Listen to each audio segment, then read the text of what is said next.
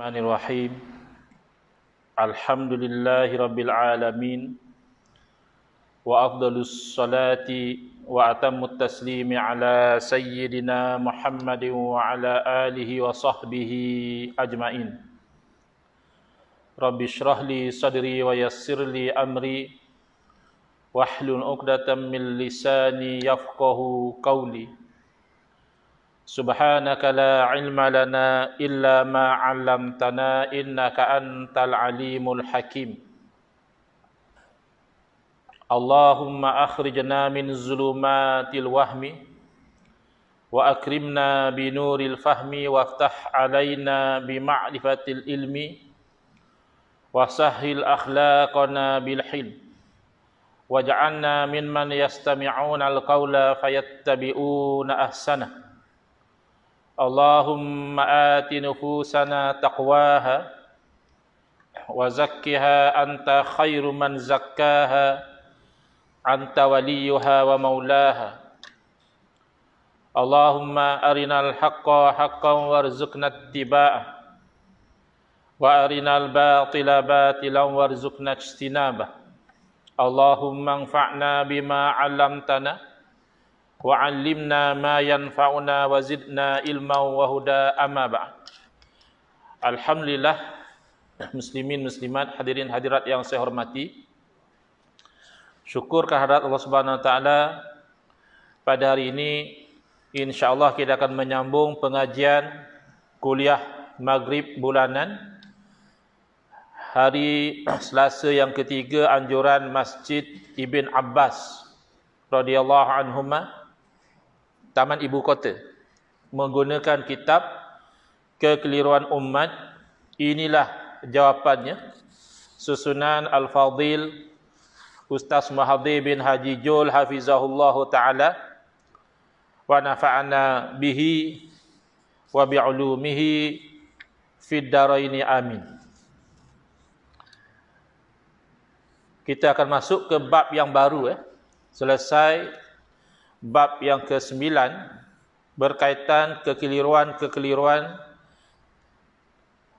yang ada kena mengena dengan amalan zikir dan bacaan. Kita pergi ke bab yang ke-10 yang mana Al-Fadhil Ustaz Mahathir bin Haji Jul hafizahullah cuba meleraikan kekeliruan-kekeliruan yang ada kaitan dengan kematian, yakni amalan-amalan yang ada kaitan dengan kematian.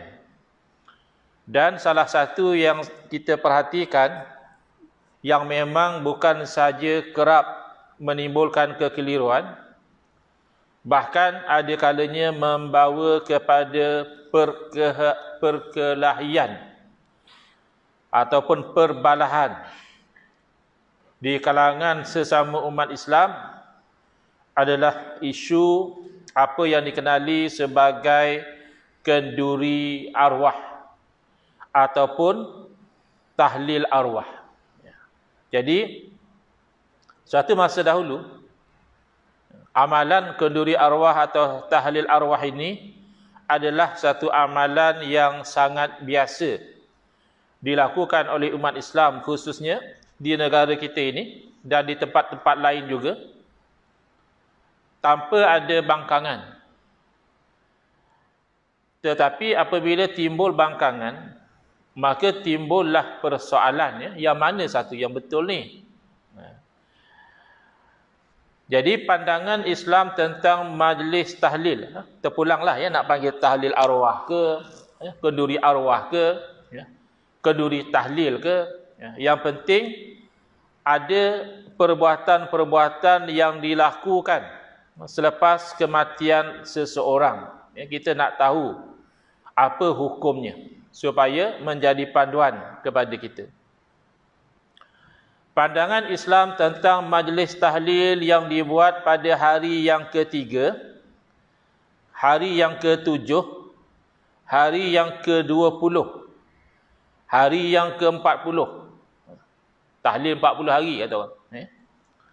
Bukan tahlil tu selama 40 hari. Tapi pada hari ke-40 kematian, diadakan majlis tahlil. atau ke-100. Ada yang hari ke-100 selepas kematian dia buat tahlil. Soalan. Apakah pandangan Islam? Yakni apakah hukum berkaitan tentang majlis tahlil yang dibuat pada hari-hari tersebut setelah kematian? Jawapan, ia dijawab dengan melihat kepada beberapa perkara. Maknanya tak boleh kita ambil satu hukum secara pukul rata. Kerana hukum sesuatu perbuatan itu boleh berubah kerana berubahnya niat tujuan ia dilakukan dan berubahnya cara bagaimana ianya dilakukan. Tujuan dan cara melakukan sesuatu amalan itu memberi kesan kepada hukum. Bila disebut tentang kenduri arwah, sekurang-kurangnya ada dua elemen besar di situ. Pertama, elemen menjamu makan kepada orang ramai. Itu kan dinamakan kenduri, kalau tidak, ya, kenduri tapi tak ada makan, kenduri apa? Jadi ada elemen menjamu makan. Dan kalau yang dikatakan arwah, kenduri arwah, itu ada juga elemen berzikir, beristighfar, berselawat, bertahlil, baca ayat-ayat suci Al-Quran. Jadi ada dua elemen tu. Dan biasanya dua elemen ini dilakukan serentak. Ya. Selepas tahlil, tuan rumah jamu, ya, tetamu makan. Jadi kita tengok kepada hukum membuat jamuan setelah kematian. Ada hadis yang berkaitan tentang perkara itu. Iaitu diriwayatkan, dikeluarkan oleh hadis ini oleh Imam Abu Daud rahimahullah ta'ala. Diriwayatkan daripada sahabat Nabi sallallahu alaihi wasallam, kharajna ma'a Rasulillah sallallahu alaihi wasallam fi janazatin. Satu hari kami keluar bersama dengan Nabi sallallahu alaihi wasallam menguruskan jenazah. Fara'aitu Rasulullah wa huwa 'alal qabri yusil hafira awsi' min qibali rijlaihi wa awsi' min qibali ra'sihi. Lalu saya lihat Nabi SAW berpesan kepada penggali kubur, bagi luas ni bahagian dua kaki ni luaskan dan luaskan bahagian kepala. Nabi SAW bagi instruction dan panduan kepada orang yang menggali kubur. Falamma raja'a istakbalahu da'iyum ra'atin. Setelah Nabi SAW selesai daripada menguruskan jenazah, ingin pulang, lalu datanglah kepada baginda seorang utusan kepada wanita. Jadi imra'atin ni siapa? Ada yang kata tak tahulah. Yang penting ada satu orang perempuan jemput makan. Ada juga yang mengatakan imra'atil mayyit, isteri si mati. Yang jemput datang untuk makan. Tapi kalau tengok daripada lafaz hadis, dia hanya sebut imra'atin. Wakil, orang yang menyeru bagi pihak seorang wanita. Faja'a. Lalu Nabi SAW pergi memenuhi jemputan tersebut. Waji'a bit ta'ami, lalu dihidangkan makanan. Fa wada'a yadahu, lalu baginda SAW meletakkan tangan baginda, yakni kepada makanan, nak makanlah. Fa wa thumma wada'al qaumu, lalu orang-orang lain pun bila nampak Nabi SAW dah nak makan, mereka pun masing-masing nak makanlah. Macam kita lah, kadang makan ramai-ramai, kita tunggu orang yang kita hormati itu mula dahulu, dan kita baru selesa nak makan. Ini adab lah. Fa'akalu, lalu mereka pun makan. Fa nazara abauna Rasulullah sallallahu alaihi wasallam. Maknanya yang meriwayatkan ni tabi'in. Maknanya dia kata pak-pak kami dulu duk perhati pada Nabi SAW, yaluku luqmatan fi famihi, baginda menyuapkan satu suapan ke mulut baginda. Summa qala la ajidu lahma syatin ukhidat bi ghairi idni ahliha. Lalu Nabi SAW ini diberi tahu ya, kalau orang biasa tidak dapat diketahui ya. Tetapi Nabi SAW diberi wahyu, Nabi tahu bahawa Nabi SAW mengatakan bahawa daging kambing ini diambil tanpa izin daripada tuan empunyanya. Jadi Nabi tak makan. Bukan pasal isu jamuan itu lepas kematian atau apa, tapi kambing itu tidak daripada izin tuan empunya kambing. Fa arsalatil mar'atu qalat ya Rasulullah. Lalu wanita tadi menerangkan, wahai Rasulullah, inni ursiltu ilal baqi yashtari li syatan. Saya diutuskan ke Baqi ya, untuk membeli bagi saya itu seekor kambing. Ya, jadi ada satu wakil lah. Perempuan ni kata, kamu pergi ke sana beli kambing. Falam ajid. Tak ada kambing jual kat situ. Habis ya, habis stok. Farsaltu ila jarin li. Lalu aku utuskan kepada jiran aku. Faqadishtara syatan. An arsila ilayya bi thamaniha falam yujad. Jadi dia hantar wakil pergi kepada jiran dia. Jiran ni baru beli seekor kambing.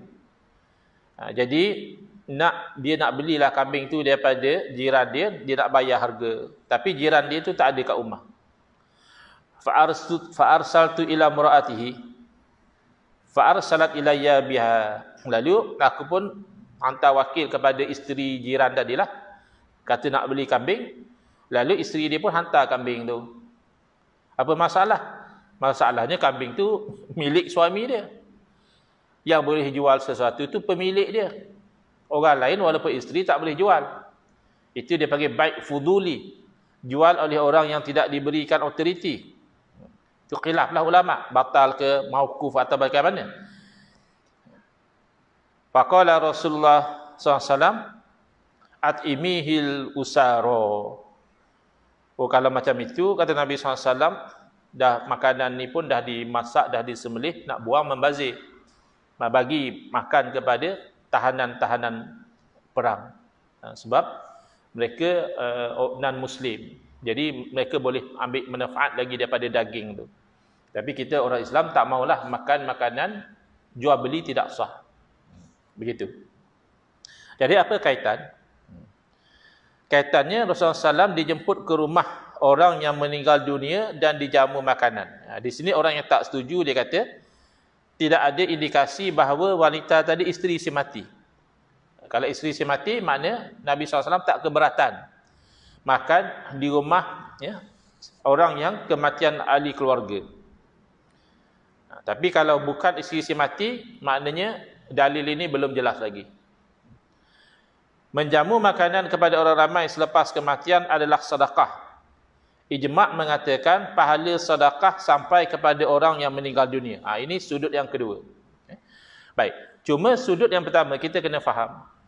Kenapa orang yang anti kepada kenduri arwah ni? Kerana dia kata yang sunnah adalah kalau berlaku kematian, jiran yang hantar makanan kepada keluarga si mati. Itu yang sunnah. Kerana Nabi SAW pernah memberitahu kepada para sahabat, ij'alu li'ali Ja'farin tu'ama. Buatlah makanan untuk keluarga Ja'far. Ya. Ja'far adalah sepupu Nabi ya, sallallahu alaihi wasallam radhiyallahu taala anhu yang mati syahid di dalam peperangan Mu'tah ya. Jadi sunnahnya bila berlaku kematian, kenapa disuruh hantar makanan kepada keluarga si mati? Kerana itu membantu meringankan beban mereka. Kerana kebiasaan orang yang bila ahli keluarga meninggal, pertama sedih, kedua, sibuk. Buat urusan ni, kafan lah, itu ini, ke bumi dan sebagainya, sibuk. Sedih dan sibuk ni menghalang mereka daripada menguruskan urusan makan minum. Jadi bila jiran yang sediakan, itu meringankan beban, maka dapat pahala. Ya, itu sunnahnya. Jadi itu tidak dipertikaikan. Bahawa sunat dan merupakan sunnah yang disuruh oleh Nabi SAW, bahawa jiran tetangga itu menyediakan makanan bagi pihak keluarga si mati. Tetapi adakah bermakna automatik keluarga si mati haram buat makanan bagi orang lain? Ini isu dia.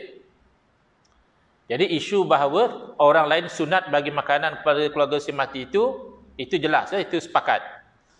Tetapi adakah oleh itu keluarga si mati tak boleh buat makanan untuk menjamu orang ramai? Itu yang datang poin yang kedua. Menjamu orang ramai ini hendaklah dilihat daripada sudut ianya sedekah bagi pihak si mati. Dan ijma' ulama, sedekah yang diniatkan bagi pihak si mati itu memang jadi bagi pihak si mati. Kalau bacaan Al-Quran misalnya masih ada perbezaan pandangan lagi. Kalau kita baca Quran bagi pihak si mati, jadi bagi pihak si mati ke tak jadi? Atau kita je yang dapat pahala, si mati tak dapat pahala? Tapi kalau sedekah, ijma', tidak ada khilaf di kalangan para ulama, sedekah yang diniatkan bagi pihak si mati jadi bagi pihak si mati. Jadi itu yang pertama. Yang kedua, al-hukmu yaduru ma'a illatihi wujudan wa adama.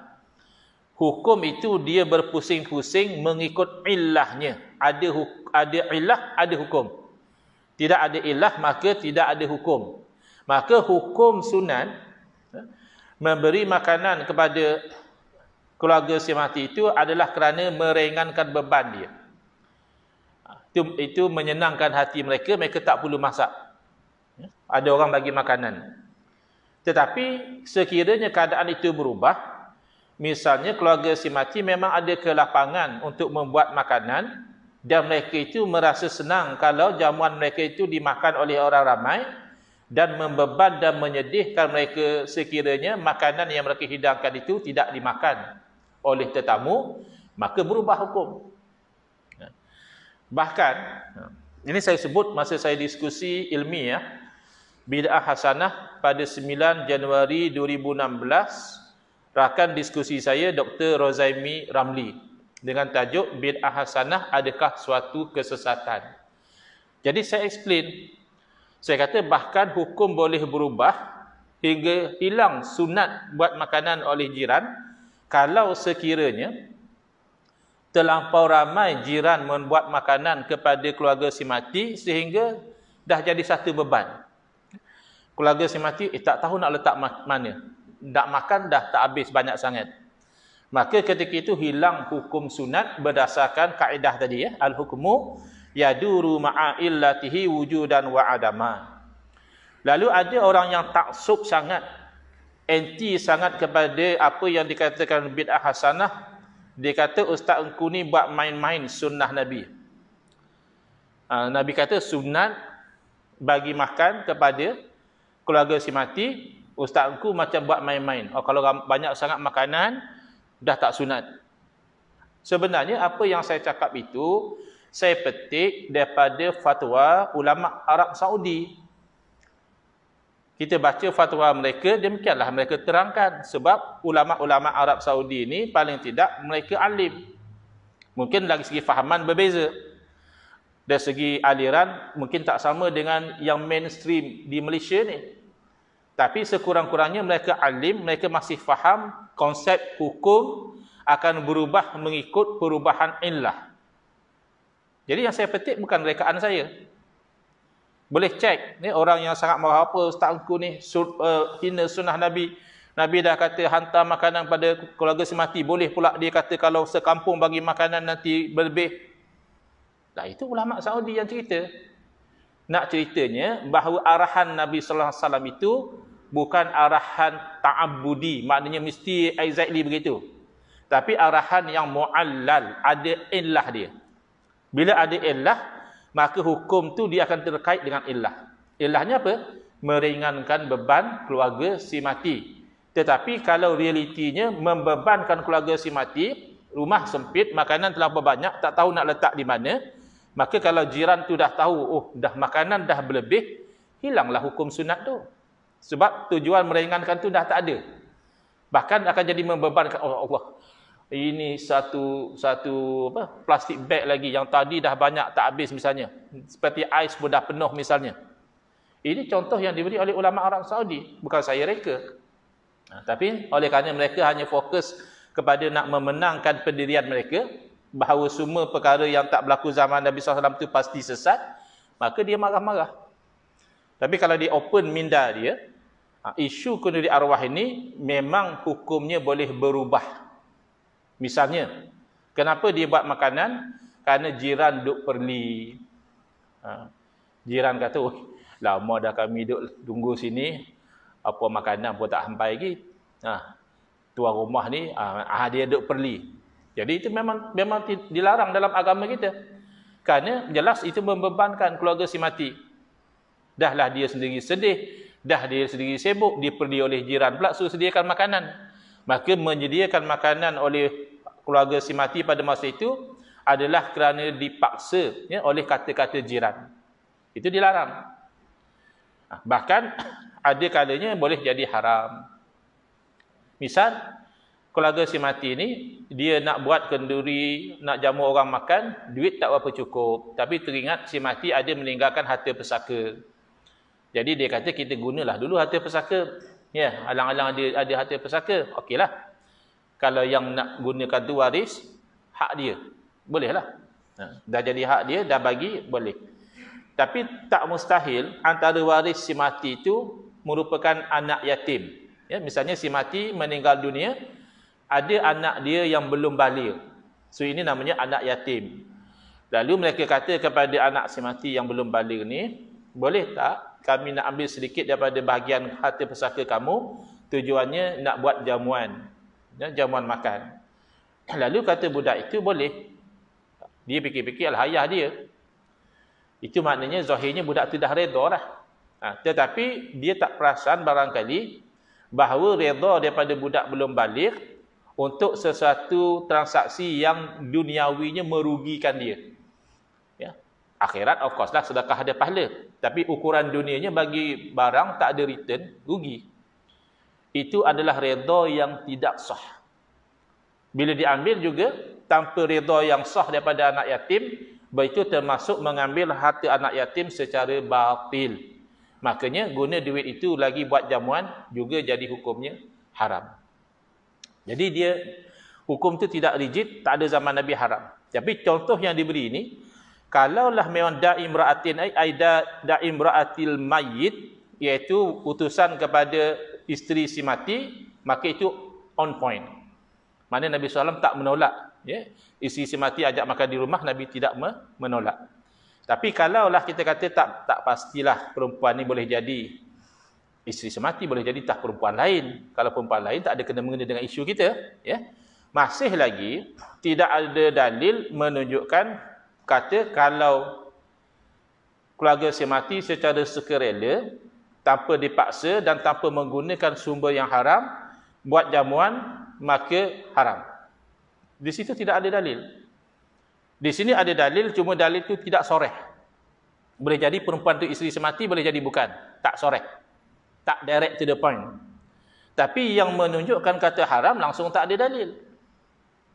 Padahal bukan kata menghalalkan saja perlu dalil, mengharamkan juga perlu dalil. Sekarang ni menjamu makan, hukum asalnya sunat.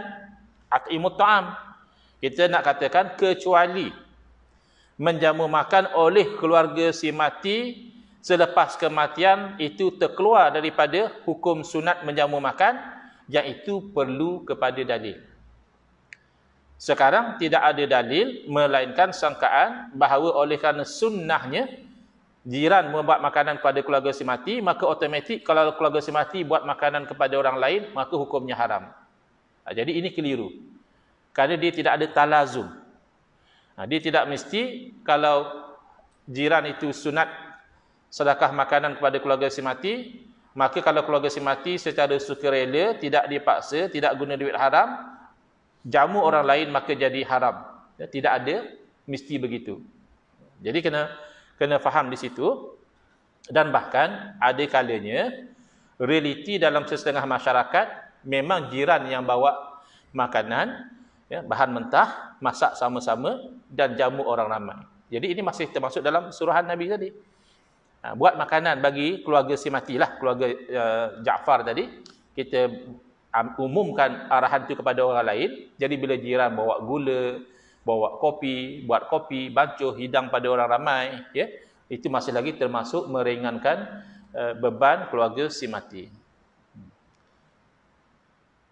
Sementara dari segi bilangan hari, Al-Imam Musayyiti rahimahullah ta'ala menyebutkan dalam kitab Al-Hawi, Inna Tawusa qala, Innal mauta yuftanuna fi kuburihim sab'an, fakanu yastahibbuna ayyut imu anhum tilkal ayyam.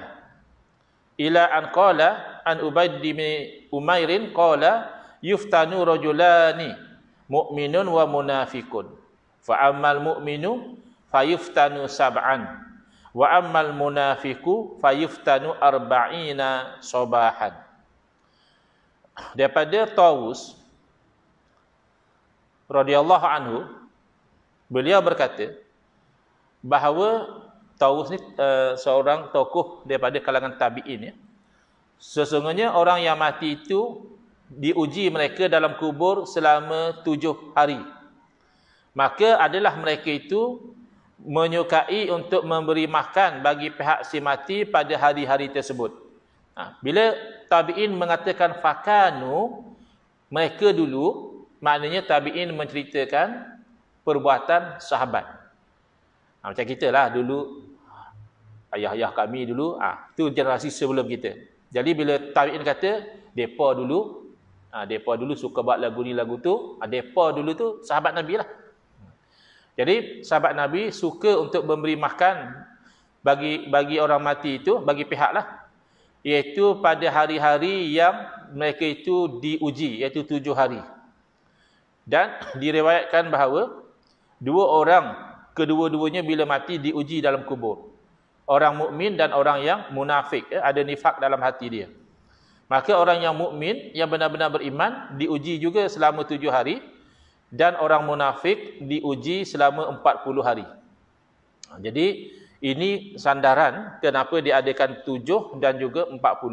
Adapun 100 dan sebagainya itu tidak ada dalil khusus. Yang pasti kita nak buat jamuan itu dengan niat sedekah bagi pihak si mati, itu ijma' sampai. Hari itu setahu saya lah, wallahu alam, tak ada dalil khusus kata 100 hari. Terpulang. Yang penting niat nak bagi sedekah. Tapi kalau yang 7 dan 40 ada sandaran daripada riwayat ini. Ceritanya apa? Kerana apabila diberi sedekah bagi pihak si mati, harapannya ujian itu diringankan. Ya. Di dalam kitab Al-Hawi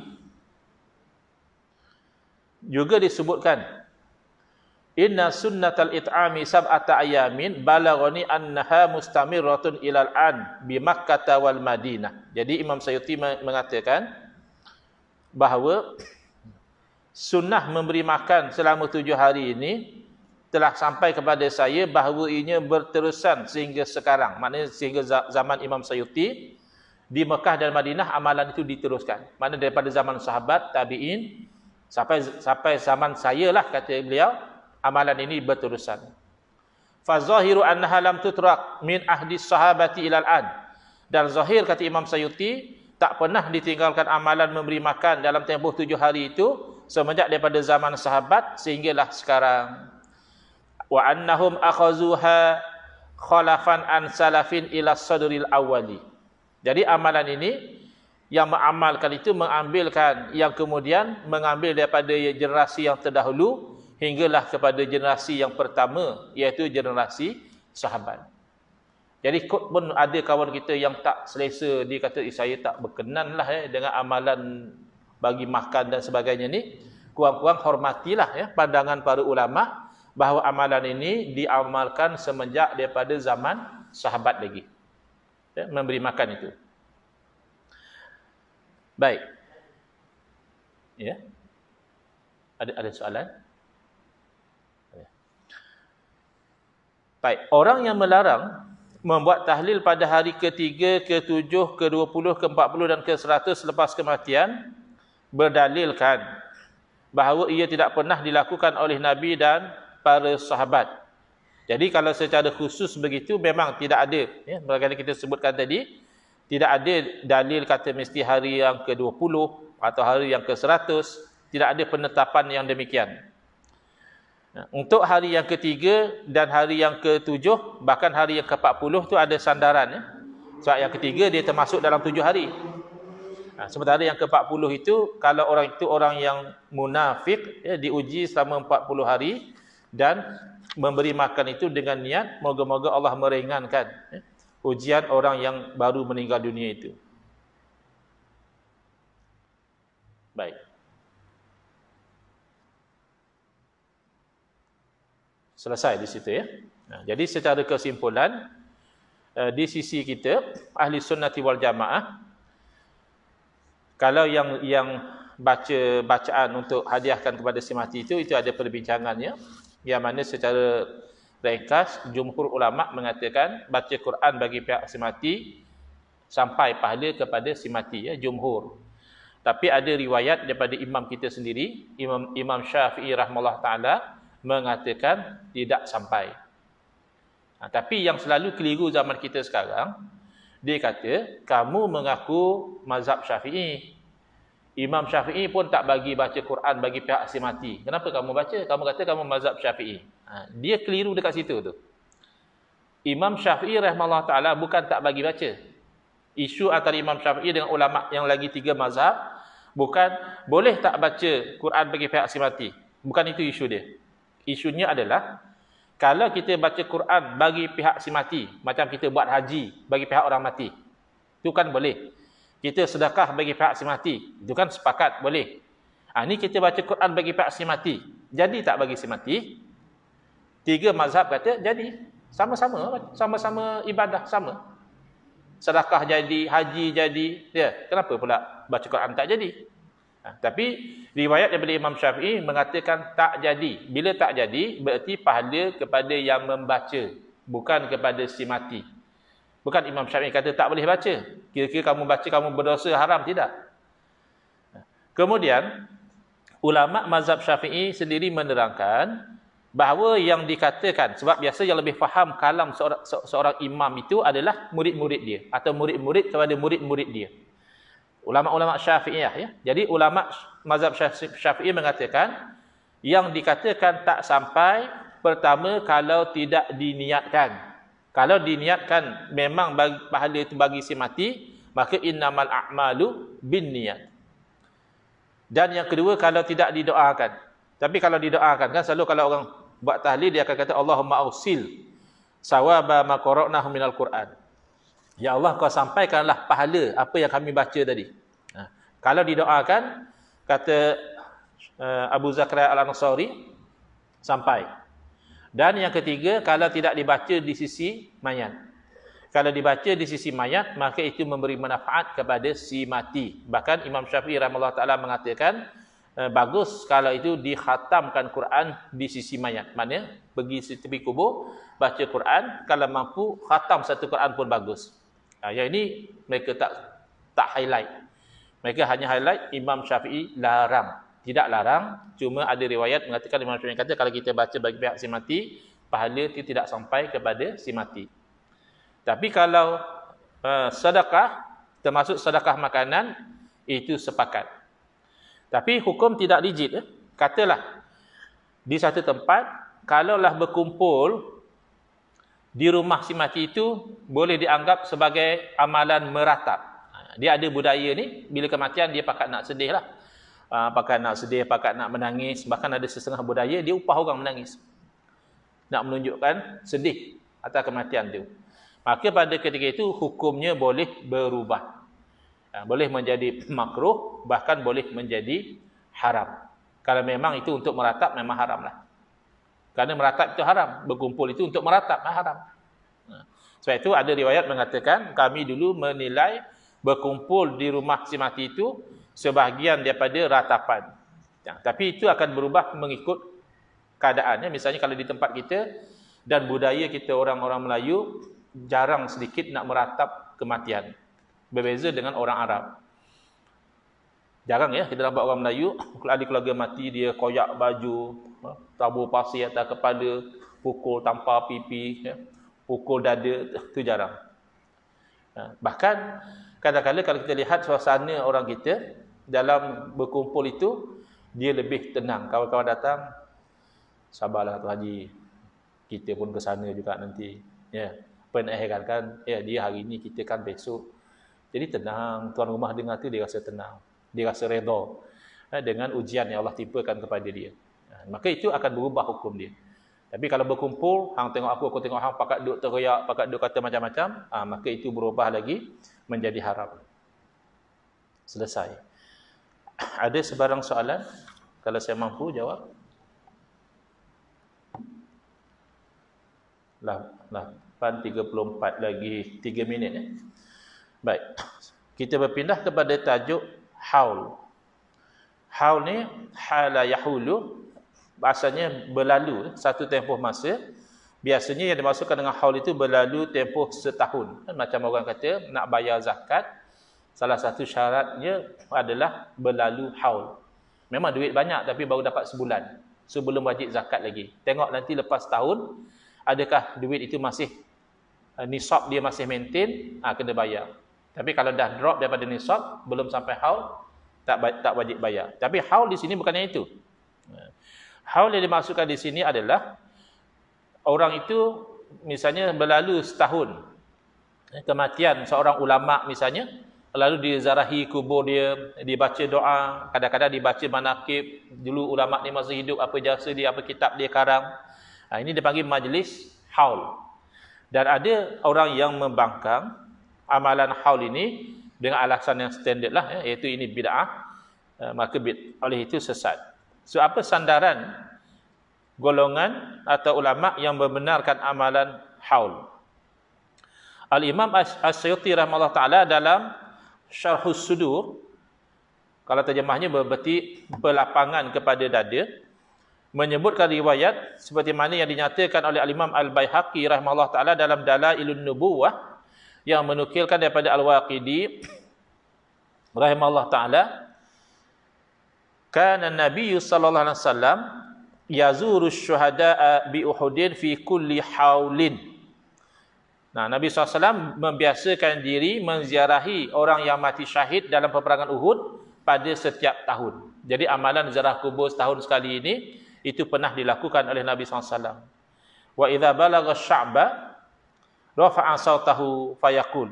Apabila sampai ke tempat tersebut, Nabi SAW lalu berkata, salamun alaikum bima sabartum. Salam ke atas kamu dengan sebab kesabaran yang kamu pernah sabar dahulu. Fa ni'ma uqbad dar. Dan inilah sebaik-baik negeri tempat kembali. Lalu Sayyidina Abu Bakar radhiyallahu anhu juga buat amalan yang sama setiap tahun. Sayyidina Umar bin Khattab radhiyallahu anhu juga buat amalan yang sama, ziarah kubur setiap tahun. Sayyidina Utsman bin Affan radhiyallahu anhu juga melakukan amalan yang sama, ziarah kubur pada setiap tahun. Jadi ini sandaran ya, mereka yang mengamalkan haul, ziarah kubur ulama kah, wali kah, sahabat atau siapakah, setiap tahun. Ini sandaran mereka. Wallahu a'lam. Bismillahirrahmanirrahim. Alhamdulillahirabbil alamin. Wassalatu wassalamu ala asyrafil anbiya'i wal mursalin wa ala alihi wa sahbihi ajma'in. Allahumma shrah sudurana wa ahsin akhlaqana wa azim ujurana wa nawwir qulubana bi nuri hidayatika kama natar'adha bi nuri syamsika abadan abada bi rahmatika ya arhamar rahimin. Walhamdulillahirabbil alamin. Amin ya rabbal alamin wal afu minkum.